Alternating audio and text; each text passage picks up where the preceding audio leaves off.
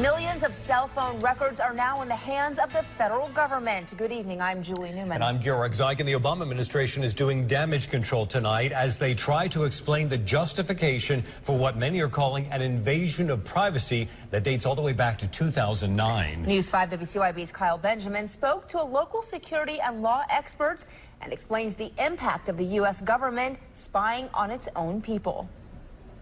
The lines between domestic and external threats are become almost obsolete. At least that's how the government is seeing it. And that's apparently how we got here, to this, a leaked top-secret document provided to the Manchester Guardian, a British paper.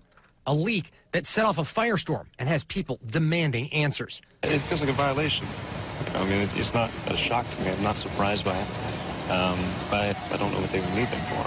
There may be some good explanation for this, but certainly I've asked the president to be forthcoming with that so that we all understand publicly why it's being carried out. Understanding that may be hard to come by in the world of cloaks and daggers, says legal expert Stewart Harris. Well, you and I as citizens don't know what the government's doing, and the government is essentially asking us to trust it.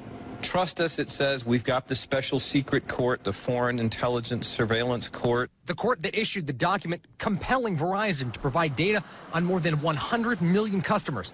Data that Dr. Fitsanakis says Verizon probably helped provide. The NSA has the capacity to monitor people's communications, but it's very difficult and very expensive for them to do that on a large scale. For that, they need the assistance of the phone companies. Fitsanakis tells me this is the next evolution in the war on terror, but Harris says it could violate our Fourth Amendment rights to reasonable search and seizure, and there may be no stopping it under current laws. I don't know that anyone is safe from that kind of surveillance without some very serious legal reforms. Getting the facts right in Bristol, Kyle Benjamin, News 5, WCYB.